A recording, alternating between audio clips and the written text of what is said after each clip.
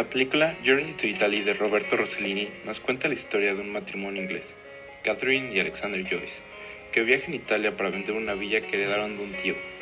Este viaje conlleva varios eventos y sentimientos encontrados que causan un posible divorcio entre los dos. Desde el principio de la película se puede observar la diferencia entre los dos personajes principales. Catherine es una persona más romántica que ha tratado todo para mantener bien el matrimonio. En cambio, Alexander es una persona muy fría con ella, no le presta la atención necesaria, coquetea con otras mujeres y hasta en el hotel donde se quedan los primeros minutos de la película, duerme en camas separadas, algo que se me hace muy raro para un matrimonio. Mientras avanza la película, estos detalles van siendo más notorios.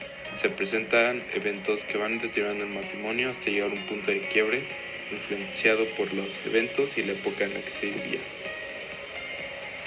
En esta película se pueden observar muchos aspectos y en los contextos en los que se encuentran nuestros protagonistas.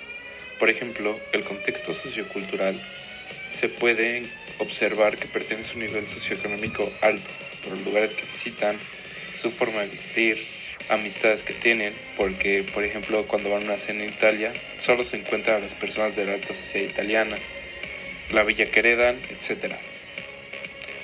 Otro aspecto muy pequeño que nos da más de su contexto social es que tienen un coche, y en esos tiempos tener un coche solo se lo podían dar gente de mucho dinero porque eran muy caros.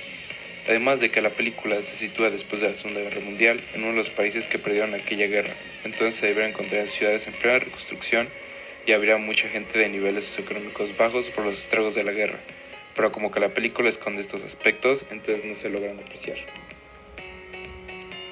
En el contexto físico, como anteriormente comenté, esta película se ubica durante la época posguerra, en un país donde se perdió la guerra y se tuvo que reestructurar todo, política, edificios, economía, etc. Además, se observa que en la película se lleva a cabo en Italia, principalmente en la ciudad de Nápoles y en lugares alrededores de dicha ciudad.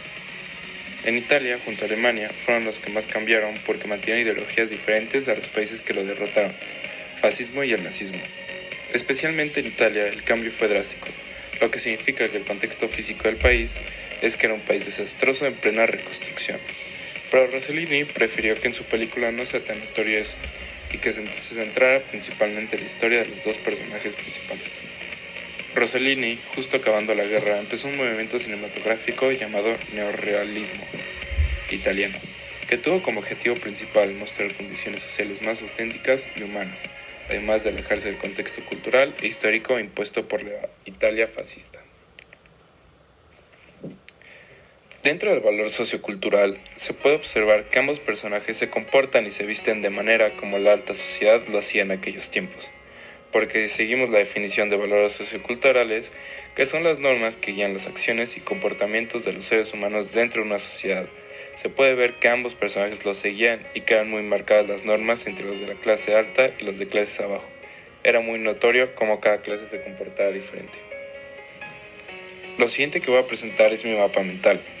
Esa es la cara principal de mi mapa mental y empezaremos con la prominencia del estudio de las imágenes.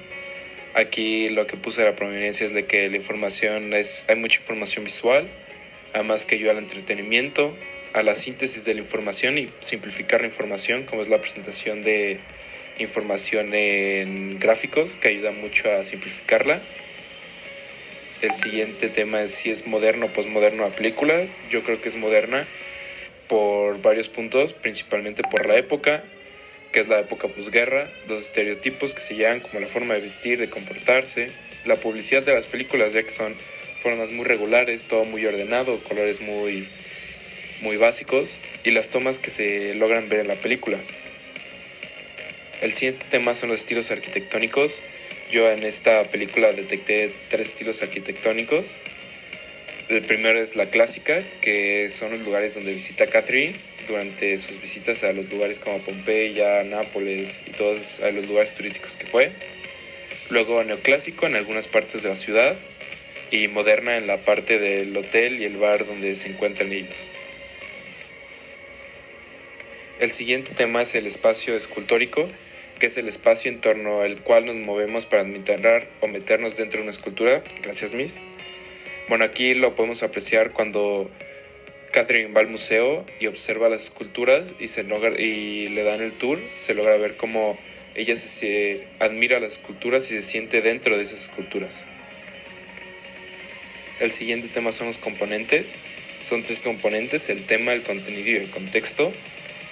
En el tema es una pareja inglesa que viaja a Italia para hacer la venta de una villa que heredaron. El contenido, pues en el contenido podemos ver la vida posguerra, las diferencias de clases, las clases alta, cómo era la vida de la clase alta en esas épocas, el amor dentro de esta película, ya que al principio empiezan con eventos que se pelean entre ellos, pero con un pequeño spoiler, terminan regresando y se demuestra el amor verdadero entre ellos dos. El contexto es la Segunda Guerra Mundial, y aquí presenté con una línea del tiempo los eventos que se llevaron hasta la filmación de la película. Luego seguimos con los elementos, que son la línea, el contraste tonal, la textura y el color.